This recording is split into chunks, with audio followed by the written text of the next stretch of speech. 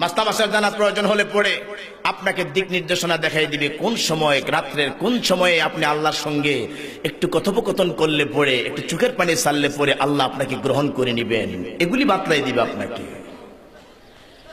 ও মুসলমানেরা, বলতেছিলাম হযরত আবু মুসা আশআরী রাদিয়াল্লাহু তাআলা আনহু রাতের বেলায় কোরআন পড়েন। মানুষগুলি বড় গরিব মানুষ ছিল, সারাদিন ক্লান্ত শ্রান্ত মন, রাতের বেলায় কোরআনের সঙ্গে সম্পর্ক। আল্লাহর নবী প্রতিমধ্যে যাচ্ছেন, তিনি হযরত আবু মুসা আশআরীর ঘরের কোণার মধ্যে দাঁড়ায়া গেলেন। ভেতর থেকে কত সুন্দর আওয়াজ, কোরআনের কি সুললিত কণ্ঠ। আল্লাহর নবী দণ্ডায়মান, কিন্তু হযরত আবু মুসা আশআরী জানে না। যতক্ষণ তিলাওয়াত করলেন ততক্ষণ দাঁড়ায় রইলেন। তিলাওয়াত বন্ধ হয়ে গেল, রাসূল চলে গেলেন। এবার পরের দিন যখন মজলিসের মধ্যে হযরত আবু মুসা আশআরীর সঙ্গে রাসূলের দেখা হয়ে গেল, আল্লাহর নবী বললেন, আবু মুসা, গত রাতে আমি তোমার ঘরের পাশে দাঁড়ায়া দাঁড়ায়া তোমার কোরআন তিলাওয়াত আমি শুনতেছিলাম, এত ভালো লাগতেছিল আমার কাছে। তুমি যখন তিলাওয়াত করতেছিলে মনে হচ্ছিল যেন আল্লাহ রাব্বুল আলামিন তোমাকে হযরত দাউদ আলাইহিস সালামের বংশ থেকে একটা বাঁশি দান করেছে। দাউদ আলাইহিস সালামের বংশের লোকদের কণ্ঠ খুব ভালো ছিল, তাদের কণ্ঠস্বর সুললিত ছিল। এজন্যে আল্লাহর নবী বললেন, মনে হয় যেন তোমাকে দাউদ আলাইহিস সালামের বংশ থেকে একটা বাঁশি আল্লাহ তোমাকে দান করেছেন, এত সুন্দর কণ্ঠ তোমার। হযরত আবু মুসা আশআরী বলছেন, হুজুর, আমি যদি জানতাম আপনি আমার তেলাওয়াত শুনতেছেন তো তাহলে রাতভর আমি তেলাওয়াত করে আপনাকে শোনাতাম, আমি তো জানি না, বড় আফসোস। বুখারীর হাদিস, হযরত আব্দুল্লাহ ইবনে মাসউদ রাদিয়াল্লাহু তাআলা আনহু আল্লাহর নবীর পাশে, আল্লাহর নবী বললেন, আব্দুল্লাহ ইবনে মাসউদ, তুমি একটু তেলাওয়াত করে আমাকে শোনাও। আব্দুল্লাহ ভাবলেন, যার উপরে কোরআন নাজিল হয়েছে উনি আবার আরেকজনের মুখ থেকে কোরআন শুনবে, এটা কেমন কথা। আল্লাহর নবীকে জিজ্ঞেস করলেন, আপনার প্রতি যে কোরআন নাজিল হয়েছে তাকে আমি পড়ব। আল্লাহর নবী বললেন, তাই তুমি পড়ো। তিনি সূরাতুন নিসা তেলাওয়াত করতেছিলেন। তেলাওয়াত করতে করতে করতে করতে একটা আয়াত যখন এসে গেল, ফাকাইফা ইযা জামা'না ফাকাইফা ইযা জিনা মিন কুল্লি উম্মাতিন বিশাহিদিন ওয়া জিনা বিকা আলা হাউলাই শাহিদা। আল্লাহর নবী বললেন, বন্ধ করো, আর সামনের দিকে আগায়ও না। তেলাওয়াত করার জন্য বললেন যিনি, বন্ধ করতে বললেন তিনি। এবার রাসূলের চেহারার দিকে তাকায়া দেখলেন, আল্লাহর নবী যখন আয়াতটা শুনলেন সাথে সাথে চোখের পানিগুলি ঝর্ণার মতো গাল বেয়ে বেয়ে, দাড়ি বেয়ে বেয়ে পড়তেছে।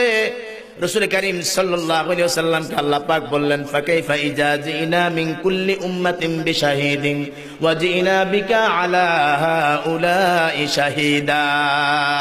কেমন অবস্থা হবে গো নবী, কিয়ামতের ময়দানে যখন আমি প্রত্যেকটি উম্মাত থেকে একজন করে আমি কালেকশন করব, একজন সাক্ষ্যদাতা হিসাবে যখন আমি গ্রহণ করব, এই বিশাল উম্মতের কান্ডারি সেদিন আপনি হবেন। সেদিন এই বিশাল উম্মতের সাক্ষ্যদাতা হিসাবে আপনাকে আমি উপস্থিত করব।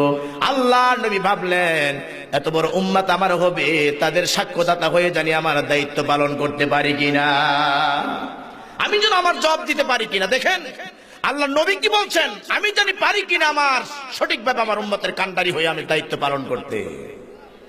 এজন্য রাসূল কাঁদতেছেন, চোখের পানিগুলি ঝর্ণার মতো বেরিয়ে গেল। আব্দুল্লাহ ইবনে মাসউদ তাকায় দেখলেন রাসূল কাঁদতেছে। বোঝা গেল আল্লাহর নবী আরেকজনের মুখ থেকে কোরআন পড়া শুনতো, তার কাছে ভালো লাগতো। ও মুসলমানেরা, আপনাদের খেদমতে কোরআনে কারীমের নাজিলের উদ্দেশ্যে আজকে বলবো, যেহেতু এটা কোরআনের মাদ্রাসা, মানুষ মনে করে ছেলে পেলেদেরকে মাদ্রাসায় পড়াইলে পরে ছেলেরা মানুষের কাছে ভিক্ষা করবে, মানুষের দ্বারে দ্বারে যাবে। যদি আপনি সেভাবে করেন সেভাবেই হবে। ও মুসলমানেরা, কোরআনের উপর যদি প্রচন্ড দখল কোনো মানুষের থাকে, কোরআনের উপর যদি কোনো মানুষের প্রচন্ড জ্ঞান থাকে, তাহলে নিশ্চিন্তে আমি বলতে পারি আল্লাহ রাব্বুল আলামিন জগতের মধ্যে তাকে কোনোদিন রিজিকের সংকোচন তাকে করে দিবেন না। ওয়ামান আ'রাদা আন যিকরি ফাইন্না লাহু মাঈশাতান যানকা ওয়া নাহশুরুহু ইয়াওমাল কিয়ামাতি আ'মা ক্বালা রাব্বি লিমা শারতানি আ'মা ওয়া ক্বাদ কুনতু বাসীরা। আল্লাহ রাব্বুল আলামিন তার উল্টা বলেছেন, যারা নাকি আমার কোরআন থেকে মুখ ফিরিয়ে নিবে, আমার এই জিকির থেকে যারা নাকি মুখ ফিরিয়ে নিবে, আমি আল্লাহ রাব্বুল আলামিন তাদের রিজিক সংকোচন করে দেব। এবং কিয়ামতের ময়দানে আমি তাদেরকে অন্ধ করে উঠাবো, তাদের কোনো চোখ থাকবে না, চোখ দুটো অন্ধ থাকবে।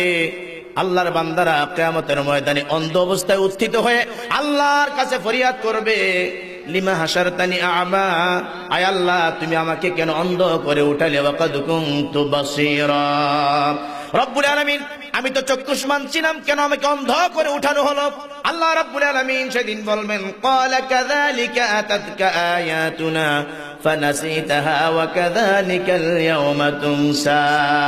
ও বান্দা, তোমার কাছে আমার কোরআন গিয়েছিল, আমার জিকির গিয়েছিল, সুকেসের উপরে তাকের উপরে কোরআনটা মাসের পর মাস, বছরের পর বছর কোরআনটা পড়েছিল, ধুলিবালি গুলিয়ার উপরে রিজার্ভ হয়েছিল।